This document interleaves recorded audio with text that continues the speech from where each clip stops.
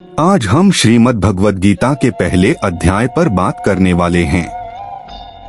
इस अध्याय का नाम है अर्जुन विषाद योग। यह अध्याय युद्ध से शुरू होता है, लेकिन बात केवल युद्ध की नहीं है।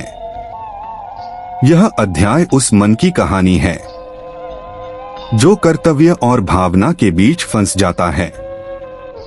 कुरुक्षेत्र की भूमि पर दो विशाल सेनाएं आमने सामने खड़ी हैं। एक ओर कौरवों की सेना और दूसरी ओर पांडवों की। धृतराष्ट्र अपने संजय से पूछते हैं, हे संजय, धर्मभूमि कुरुक्षेत्र में मेरे पुत्र और पांडु के पुत्र क्या कर रहे हैं? संजय उन्हें पूरा दृश्य सुनाते हैं। युद्ध से पहले अर्जुन भगवान श्री कृष्ण से कहते हैं, हे केशव, मेरा रथ दोनों सेनाओं के बीच ले चलो। मैं देखना चाहता हूं कि मेरे सामने कौन खड़ा है। जब अर्जुन दोनों ओर देखते हैं तो उनका हृदय कांप जाता है। उन्हें सामने अपने ही लोग दिखते हैं। पितामह भीष्म, गुरु द्रोणाचार्य, कृपाचार्य, मामा, चाचा, भाई, मित्र और अपने ही संबंधी। अर्जुन का शरीर कांपने लगता है। उनके हाथ से गांडीव धनुष छूटने लगता है। मुख सूख जाता है। रोम रोम में भय भर जाता है। अर्जुन कहते हैं, हे कृष्ण, मैं अपने ही लोगों को मारने के लिए युद्ध नहीं कर सकता। इस युद्ध से मुझे कोई सुख नहीं दिखता। राज्य भी नहीं चाहिए, भोग भी नहीं चाहिए। जिनके लिए हम राज्य चाहते हैं, वही अगर मारे जाएं, तो उस राज्य का क्या अर्थ? अर्जुन कहते हैं, गुरुजन, बुजुर्ग, परिवार के लोग, इन सबका वध करके जीवन में पाप ही मिलेगा।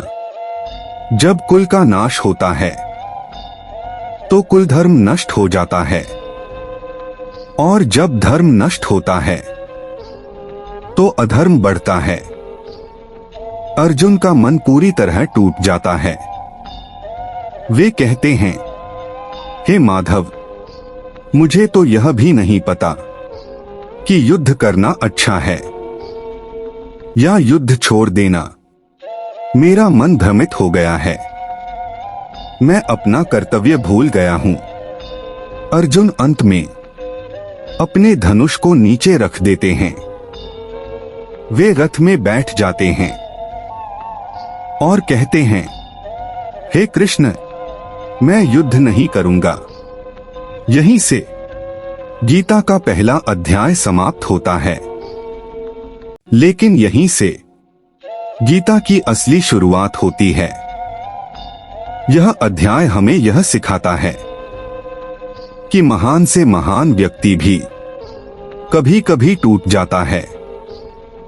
अर्जुन कोई साधारण व्यक्ति नहीं था।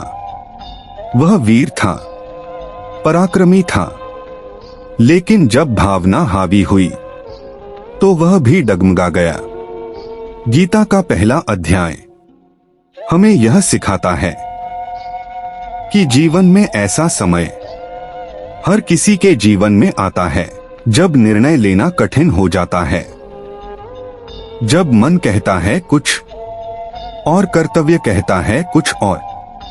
अर्जुन का विषाद असल में हमारा ही विषाद है, और श्री कृष्ण का उपदेश आगे के अध्यायों में उसी विषाद का समाधान है।